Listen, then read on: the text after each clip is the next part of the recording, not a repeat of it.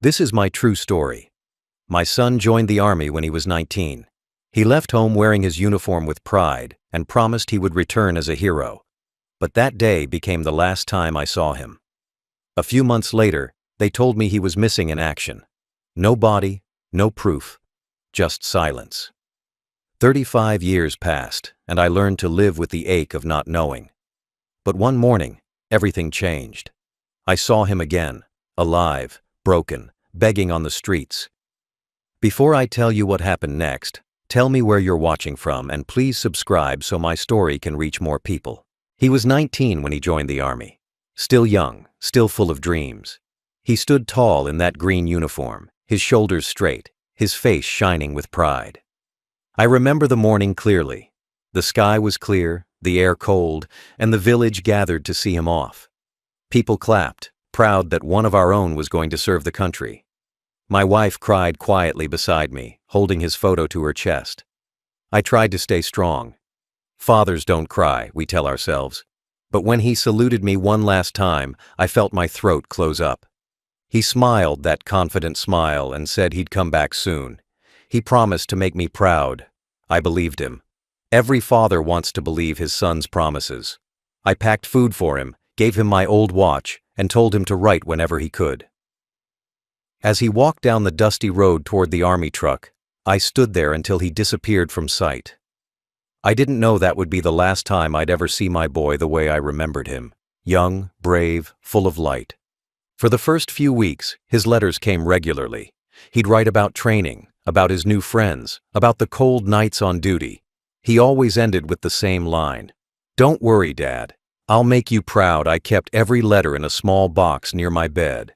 My wife read them aloud every night, smiling even as tears filled her eyes. Then, suddenly, the letters stopped. 1 week turned into 2. 2 weeks into a month. We told ourselves maybe he was busy, maybe communication was down. But deep down, I started to feel something heavy. The kind of silence that doesn't come from distance, but from loss. Then one morning, an official envelope arrived. It carried the Army seal. My wife opened it with shaking hands. Her face went pale before she said a word. The letter said my son was missing in action. His convoy had been ambushed in the northern mountains. They couldn't recover the bodies. They couldn't confirm if anyone survived. My legs gave out. I fell to the floor and stared at the words until they blurred. Missing in action. Not dead. Not alive. Just gone. We waited for more news, but none came. I went to the nearest Army office, begged for answers. They said they were still searching. Weeks turned into months. Eventually, they stopped replying. My wife spent every day by the window, waiting for a knock that never came. The village moved on.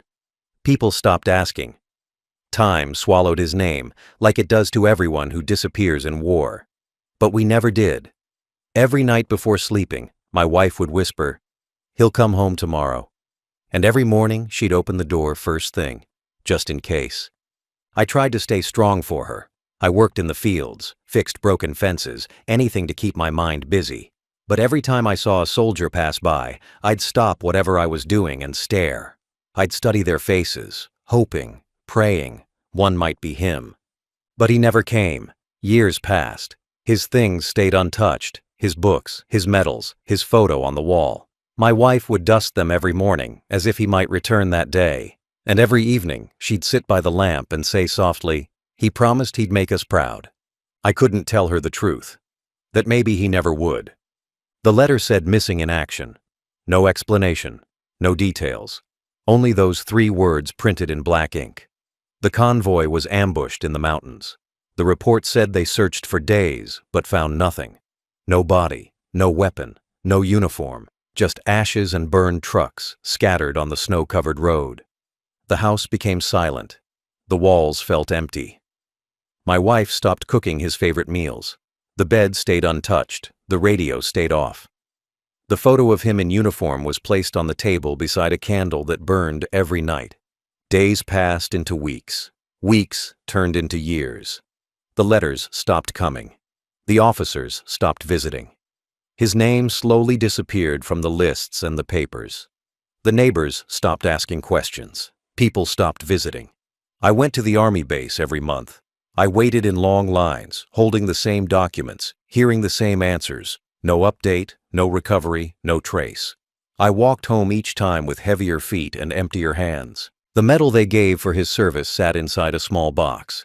I buried it behind the house under a stone and called it his grave. I stood there for hours, staring at the dirt, trying to imagine what part of him the world had taken. The winters felt longer after that, the nights colder. The wind carried his name, and sometimes I thought I heard his voice in it. I never stopped hoping. Every knock on the door made my heart race. Every sound of boots on the road made me look up. My wife's health began to fade. She would sit near the window all day, staring at the path he walked on when he left. She spoke less, slept less. Her hands trembled when she touched his picture. The light in her eyes dimmed each year. The house aged with us. The paint peeled. The floor cracked. The garden grew wild. The air smelled like waiting. The military sent a final notice after 10 years. They declared him officially dead. They sent a flag folded inside a box. I didn't open it. I placed it beside his old shoes and locked the drawer. I lived like a shadow after that. No celebrations, no New Year, no festivals. Only routine. Waking up, walking, eating, sleeping, surviving. His name was the only thing that stayed alive in the house. Every wall carried it. Every dream repeated it. The letter that took him away still lies on my shelf. Torn edges, faded ink, but the same 3 words. Missing in action. The phrase that ended everything without giving an ending. The house became quieter after she died. Her chair stayed empty. Her clothes stayed folded on the bed. Her side of the room smelled faintly of flowers long after she was gone. The light by the window kept burning each night. I never turned it off. It was the only thing that made the house feel alive. The neighbors stopped coming by. They said time heals everything. It didn't. Time only teaches how to live with the hole left behind. I ate alone, slept alone, worked alone. The sound of footsteps in the yard would make my heart jump, even if it was only the wind. The photograph of him in uniform hung on the wall. His medals lay in a box on the table. The flag they gave me gathered dust in a drawer. Every evening, I'd walk to the field where he used to play as a boy. The swings were gone, the grass had grown high, but I could still see him there in my mind, laughing, running, alive. The years passed like smoke. I grew older, slower, smaller. The world around me changed, but my life stayed the same. Every morning began with hope. Every night ended with silence. I'd listen to the radio just to hear news from the border. I'd watch every military parade, looking for a face I knew wasn't there. The rooms stayed ready for him, his shoes by the door, his blanket folded neatly, his photograph watching me from every corner. The bed never used by anyone else. The promise of return never broken, only delayed. The seasons moved on. Spring, summer, winter, all looked the same. The trees outside aged with me. The paint peeled, the roof leaked, but I never left. I couldn't. It was the only place that still felt like his. The nights were hardest, the kind of quiet that presses on your chest. Sometimes I'd wake up thinking I heard his voice. Sometimes I'd light a candle and sit in the dark until morning. People told me to let go. They said closure was necessary. But how do you bury someone when you never saw his face one last time? How do you stop waiting when no one ever said it's over? I lived in that waiting. It became my world, my meals, my prayers, my heartbeat. Every morning I told myself, maybe today. And when the day ended, I'd whisper, maybe tomorrow. 35 years passed that way. 35 years of empty mornings and quiet nights. And then, one cold winter day, I finally found him. But not the way I dreamed. 35 years is a long time to wait. The world changed again and again, but inside my small house, nothing moved. The same walls, the same chair, the same photo of a young soldier smiling in uniform, the same silence that never stopped echoing. I lived each year like a copy of the last, sunrise, work, sunset, memory. The seasons kept turning, but my world stayed frozen in the year he disappeared. The first 10 years were filled with searching. I visited every veterans hospital I could find. I spoke to officers, nurses, retired soldiers, anyone who might have seen his face. I walked through wards filled with broken men, their bodies wrapped in scars, their eyes empty from things they'd seen. I showed his picture to everyone. Some nodded politely, some shook their heads, some said they weren't sure. I always left hoping that maybe the next place would give me an answer. It never did. I went to memorial services, stood among families who had closure. They cried over graves with names. I cried over an empty box buried behind my house. The world moved forward. They built new homes, new memories. I stayed behind, trapped between the past and the possibility that he might still be out there somewhere, breathing under the same sky. The second 10 years were filled with pretending. I learned how to smile in front of others. I learned how to say, "I'm fine," when people asked. I started fixing radios, mending shoes, anything to keep my hands busy. But even when I worked, I was listening. For footsteps, for a knock, for the sound of my son's voice calling Dad. I would pause at random moments, my heart racing, thinking I heard him outside. It was always just the wind. In those years, I stopped celebrating birthdays. I stopped counting mine and his. It felt wrong to celebrate without him. I stopped putting up decorations during festivals. People noticed and stopped inviting me. It was easier that way. Hope became my only companion. It sat beside me every night, whispering that maybe tomorrow would be different. Then came the last 15 years, the years when I grew old, when my hands started shaking, when my knees refused to bend. My hair turned white, my eyesight dimmed, but the image of him never faded. He stayed 19 forever in my mind, frozen in that uniform, forever young, forever brave. Sometimes I wondered if he'd recognize me if he walked through the door. Sometimes I wasn't sure I'd recognize him either. I went back to the Army office once more. The staff was new. They didn't know his name. They looked through files and said there was nothing left. "Records lost," they said. Lost. The word that had followed my son since the day he left. I began searching outside the official routes.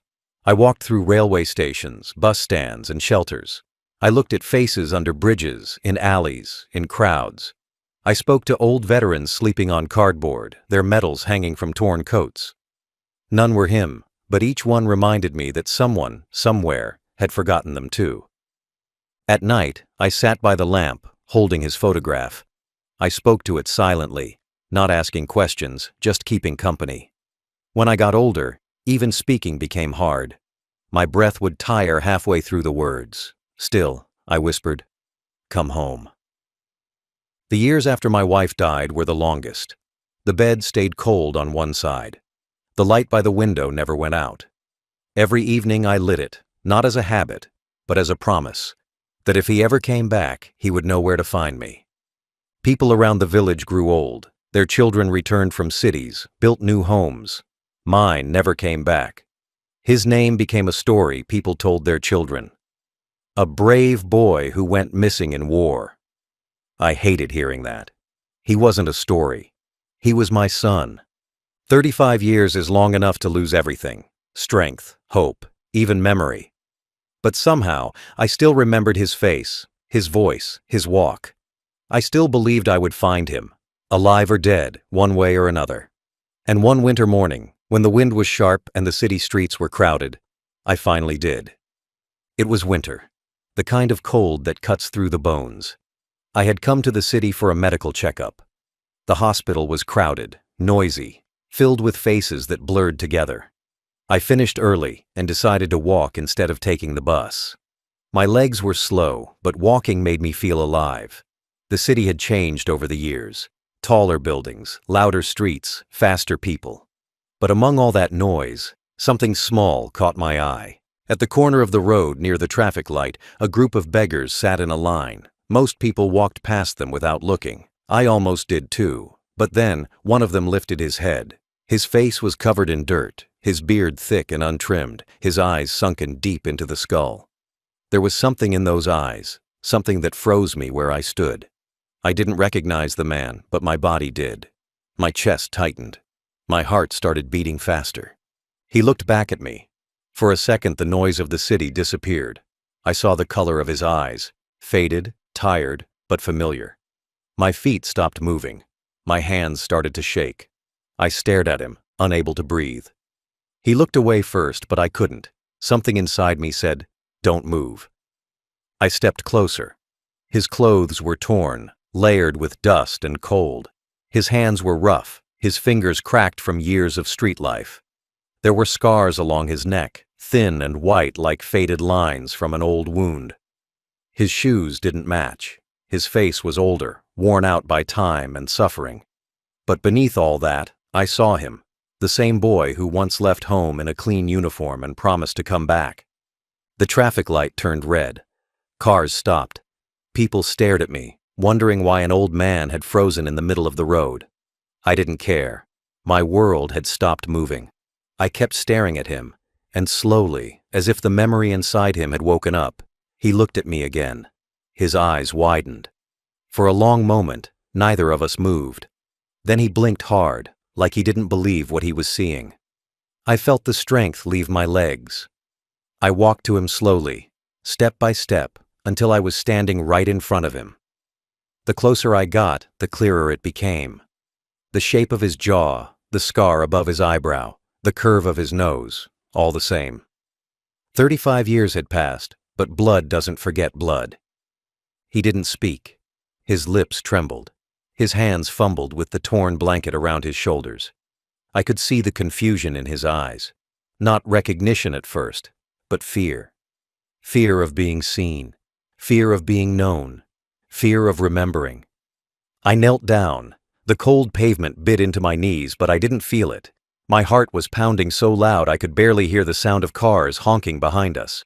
I looked at him closely, searching for the soldier I lost, the boy who said he'd make me proud. And then it hit me.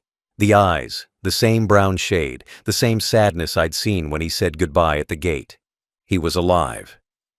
But the man sitting in front of me wasn't my son anymore. He was a ghost wearing his face. He didn't speak, but tears filled his eyes. I could see his lips moving slightly, trying to form words that never came out. His body shook, not from the cold, but from something deeper: shame, pain, disbelief. The world around us kept moving. People walked past, cars honked, the signal changed. But I stayed there, frozen, staring at the man I had buried in my heart 3 decades ago. I reached out, my hand trembling. His eyes met mine again, and in that moment, the years vanished. The boy who went missing in the mountains was sitting on a cold street corner, forgotten by the world, unseen by everyone but me. He was home, but in the worst way imaginable. He sat there on the sidewalk, shivering in the cold, surrounded by people who didn't even notice him. Cars rushed by, horns blaring, but I couldn't hear anything. The world around me faded. All I could see was my son, or what was left of him. His hair was long, matted, streaked with gray. His skin was rough, his beard thick, his nails black with dirt. The man who once stood straight in uniform now sat bent, shaking, with a tin bowl resting between his knees. His eyes were tired. They didn't carry anger or shame, just emptiness. His body was alive, but something inside him wasn't. He looked like a man who had carried too many winters inside him. His hands trembled as he picked up a few coins someone had thrown near his feet. I wanted to shout, to cry, to run to him, but my legs wouldn't move. My chest felt heavy, my breath short. It didn't feel real. I had imagined this reunion for 35 years. I thought he'd come home in uniform, medals on his chest, strong and smiling. I thought I'd hug him and say, "You kept your promise." But this wasn't that story. This wasn't pride. This was pain wearing a face I used to love. The soldier I remembered was gone. What sat before me was someone who had been forgotten by the world. He looked up again, eyes glassy, lips cracked. There was recognition in his stare, slow, hesitant, like a man trying to remember a dream he thought he'd forgotten. He blinked, and a single tear rolled down his cheek. I felt my knees weaken. He didn't stand. He didn't smile. He just stared at me like he couldn't believe I was real. My hands trembled as I knelt beside him. The ground was cold, hard, unkind. I reached out, afraid to touch him, afraid he might vanish if I did. He closed his eyes and lowered his head. His shoulders began to shake. Silent tears fell on his hands. It was the kind of crying that has no sound, only pain. I wanted to speak, but there were no words left. I had waited decades for this moment. Yet now, I wished I hadn't found him. Because what I found wasn't my son. It was the shadow of a boy who once said he'd make me proud. People around us kept walking. A few stopped for a second, curious, then moved on. No one knew what was happening. No one cared. The world had already passed him by, long before I arrived. The city noise came back all at once. Horns, engines, voices, footsteps. But I heard nothing except my own heartbeat. Each beat was heavier than the last. He looked older than me. The lines on his face told stories I would never hear. He had seen things no father should imagine. His uniform had turned into rags, his medals into scars, his pride into survival. I stayed beside him, frozen in disbelief. I couldn't cry. My body was too numb. 35 years of hope had turned into one moment of unbearable truth. I watched him pick up the bowl again. He didn't look at me this time. He held it out, the way beggars do when they ask strangers for help. My throat closed. The man I had fed as a child was now asking for food from the world that forgot him. My heart broke, not once, but over and over again. Every breath felt like a wound reopening. He was alive. But what life was this? That night, I couldn't sleep. His face, his eyes, the trembling of his hands. They followed me home. The world called it a miracle that I found him. But miracles aren't supposed to hurt like this. The next day, I returned to the same street. I didn't sleep the whole night. The picture of him sitting there burned in my mind. When I reached that corner again, he was still there, in the same spot, wrapped in the same dirty blanket, his head down, hands tucked close for warmth. The air smelled of dust, smoke, and cold food. Around him, people kept walking, stepping over lives they didn't want to see. I stood for a long time before he looked up. His face was swollen, his lips dry, his eyes red. His voice didn't come out, only a faint sound, like breath breaking. He didn't ask for anything. He didn't even flinch. He looked at me the way a man looks at something he once believed in, but no longer trusts. I sat beside him on the ground. The concrete was cold, but it didn't matter. He started to tremble. His hands were shaking, his eyes darting, like he was afraid someone might take him away again. His body looked strong once, but now it was thin and weak. His ribs pressed against his shirt. His arms were full of scars, each one shaped by pain I couldn't imagine. He didn't remember everything at once. The words came in pieces, a few at a time, between deep breaths and shaking hands. The story he told wasn't one of glory. It was survival. He said the convoy was ambushed in the mountains. Many soldiers died, some were captured. He was one of them. He was taken across borders, locked in camps that never existed on paper. Years passed. He became invisible. No letters, no records, no identity. Only a number on a list that nobody looked at. The soldiers who survived were forgotten. Some escaped, others vanished forever. He escaped too, but the world didn't believe him. The army had declared him dead. There were no papers, no fingerprints, no proof of who he was. He tried to return home, but every office said the same thing. His name didn't exist anymore. He lived on the streets, he begged for food, he slept under bridges, in bus stations, on sidewalks. He searched for help, but people laughed. They thought he was just another old man with stories. The country he served no longer recognized his face. He said the nights were the hardest, not because of the cold, but because of the memories. He saw the ambush every time he closed his eyes. He heard the explosions, the screams, the silence that followed. He carried the ghosts of the men he couldn't save. He carried guilt heavier than hunger. He tried to find me once, years ago. He went back to our village. The old house was still there, but it was empty. He asked around. They told him his parents were dead. They said both had died waiting for their son who never came home. He believed them. He turned away and never looked back. I listened without speaking. Every word he said crushed a piece of me.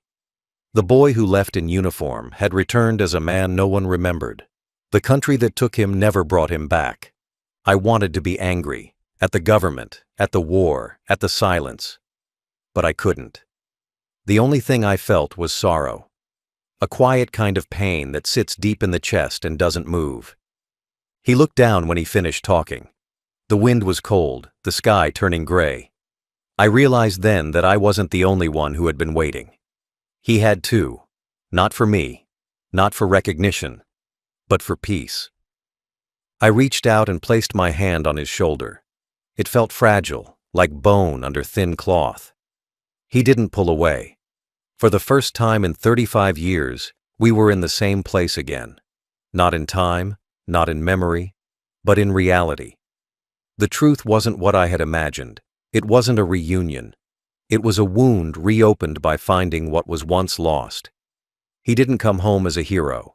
He came home as proof that sometimes survival costs more than death. I took him home that night. He didn't argue.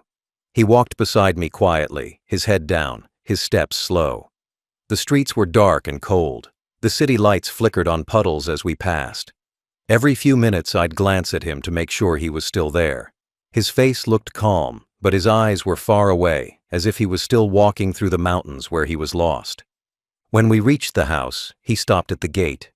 He looked at the old walls, the small porch, the lamp by the window that had burned every night for 35 years. He didn't step in at first. He just stood there, staring, his lips trembling. His body shook slightly, not from the cold, but from the weight of what stood in front of him. I led him inside. The house smelled of dust and old wood. He walked slowly through the rooms, touching the furniture, the walls, the frames on the shelves. His fingers stopped on a photo of a young soldier, him, smiling in his uniform. His hand shook when he picked it up. His eyes filled, but no tears came. He sat down in the chair where I used to wait for him every night. For a long time, he didn't move. I warmed some food and placed it on the table. He didn't eat much, just a few bites. His hands shook when he lifted the spoon. Every movement looked heavy, like it hurt to exist. After a while, he leaned back and stared at the wall. His breathing was slow, uneven. That night, I couldn't sleep. I sat in the next room, listening to his breathing. It was faint, restless, filled with small gasps, like he was fighting a dream he couldn't escape. I realized he wasn't just alive, he was surviving. He had been doing it for decades. In the morning, I found him sitting outside, staring at the rising sun. He didn't say a word. His face was calm, but his eyes were empty. He looked like someone who had reached the end of something. As days passed, I tried to care for him the best I could. I cleaned him up, gave him clothes, trimmed his beard. He stayed quiet most of the time. Sometimes, in the middle of the night, I'd hear him muttering, short words, names, numbers, fragments from a life trapped between war and memory. He didn't want to see anyone. When neighbors heard he had come back, they came to visit. They called it a miracle. They took photos, asked questions, told me I was lucky. I smiled for them, but inside, I was breaking. Because I knew what they didn't. This wasn't a miracle. It was heartbreak walking on two legs. He didn't look at the visitors. He didn't respond when they asked about the war. He stared at the floor, silent, lost somewhere deep inside himself. When they left, I saw him close his eyes and exhale slowly, like relief. One evening, I sat beside him. The house was quiet. The light from the window fell on his face, and I noticed how old he had become. Older than his years. Older than the war itself. He looked tired of being alive. I realized something that night. The man who sat beside me wasn't the boy I lost. That boy died in the mountains. The man who came back was what the world had left behind. I cried that night harder than I did the day I got the letter saying he was missing. Back then, I cried for losing him. Now, I cried because I had found him. He fell asleep sitting in the chair, and I sat beside him until morning. The lamp glowed softly, the same one that had burned every night while I waited for him. Only this time, it didn't burn for hope. It burned for what hope had turned into. I finally understood what it meant to find someone after a lifetime. That sometimes finding them doesn't heal you. It breaks you in a new way. Word spread quickly. People came from nearby towns to see him. They called it a miracle. They took pictures, wrote articles, told stories about faith and patience. They said it was proof that love can survive time. But they didn't see the truth. They didn't see the nights. They didn't see the shaking, the quiet screams, the silence that followed every noise. They only saw what looked good, a father reunited with his long-lost son. But reunions are easy to photograph and hard to live. He stayed with me, but the war never left him. Every sound made him flinch. Every shadow made him turn his head sharply, his body tensing like a soldier ready for attack. He ate little, spoke even less. His eyes stayed fixed on the ground, as if something there still demanded his attention. I tried to talk, to make him remember small things, his mother's cooking, the old radio, the garden where he used to play. He nodded sometimes, but mostly, he just stared ahead. His memories had holes in them, and through those holes, all the pain of his life leaked out. I began to understand that I hadn't just found my son, I had found the aftermath of war itself. What war leaves behind isn't always visible. Sometimes it's just silence that follows a lifetime of noise. Doctors came to see him. They said he had severe trauma, that his mind was caught between then and now. They said healing was possible, but slow. I didn't tell them I had waited 35 years already. Waiting was all I knew how to do. At night, he walked the house quietly, moving from room to room. Sometimes I'd find him standing by the window, looking out into the darkness, as if waiting for someone else to come home. Sometimes he'd whisper names I didn't know, names of men who never returned. I didn't ask, I just listened. The house felt full again, not of joy, but of weight. The kind of weight that hangs in the air and never leaves. The neighbors said I should be grateful. I was, but not in the way they thought. I was grateful that he was breathing, that I could still see him. But I was also grieving, because the man I had prayed to find had returned carrying ghosts. He tried to help around the house, but even simple tasks made him tremble. The sound of a hammer made him freeze. The sight of fire made him back away. Once, when thunder cracked outside, he dropped to the floor and covered his head. I stood there helpless, realizing that his war never ended. People stopped visiting after a while. The story grew old. The newspapers found new headlines. The miracle became yesterday's news. Life returned to its quiet rhythm. But inside the house, time didn't move. We spent our evenings sitting in silence. I'd light the lamp, and we'd both stare at it, the same lamp that had burned through years of waiting. Now it burned for both of us. He'd sometimes look at it and smile faintly, but the smile never reached his eyes. As months passed, he grew weaker. The years of hunger and cold had done damage that couldn't be undone. His body was there, but it was tired. Some days he'd stay in bed all morning, eyes open, staring at the ceiling. I'd sit beside him, waiting for him to speak, but he rarely did. Words had left him. I started talking to him the way I used to when he was a child, about the farm, the neighbors, the weather. It didn't matter if he answered. What mattered was that he was there. I realized something one night while watching him sleep. I had waited half my life for this, not knowing that finding him would feel like losing him all over again. The pain was quieter now, but it cut deeper, because this time I couldn't fix it. I couldn't protect him. I couldn't bring him peace. He had returned, but not to live. Only to rest for a while in the home that never stopped waiting. He stayed for months, but the silence between us never disappeared. The house that once waited for laughter became a quiet shelter for two ghosts, one old, one broken. Every morning, I'd wake before him and stand at the window, watching the first light hit the road. That same road he once walked down in uniform, strong and sure, now led to nowhere. He slept longer each day. His body was weak, his breath shallow. The years he lost had finally caught up to him. I didn't need a doctor to tell me what was coming. I just knew. One evening, I sat beside him as the sun went down. The room was filled with the same orange light I remembered from the day he left for war. He opened his eyes slowly and looked around the house. His gaze stopped at the lamp by the window, the one that had burned for decades, waiting for him. His lips moved slightly, but no words came out. His eyes stayed fixed on that light, calm and still. The air felt heavy, but peaceful. I reached for his hand. It was cold, but steady. He didn't speak, didn't cry.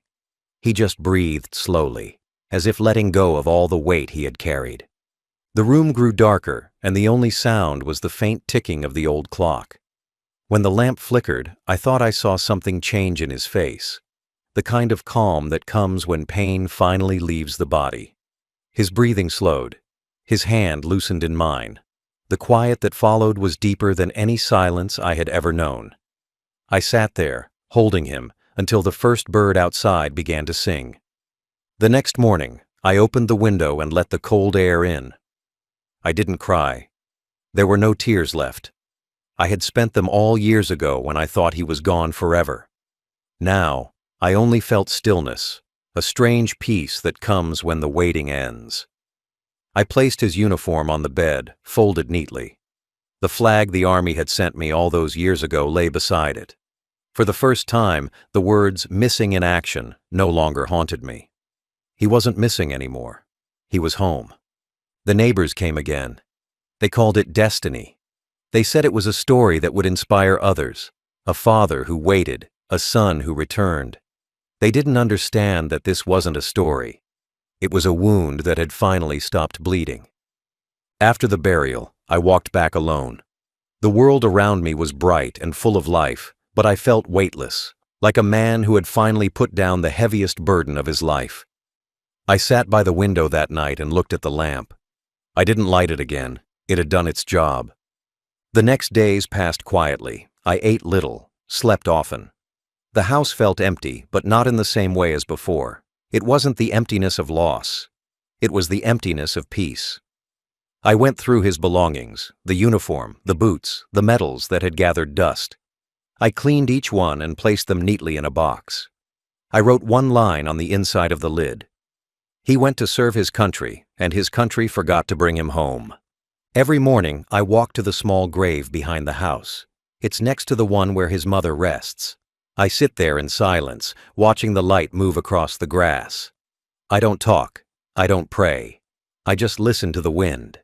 Sometimes it sounds like his voice. 35 years of waiting ended not with joy, but with understanding. The world may forget its soldiers, but a father never does. The day he left, I thought I lost my son. The day I found him, I realized I lost time, hope, and a part of myself that never came back. Final thought. My son vanished in the army and returned as a man broken by war. The nation buried his name, but I kept his light burning. In the end, he found his way back, not as a hero, not as a soldier, but as my son who finally came home.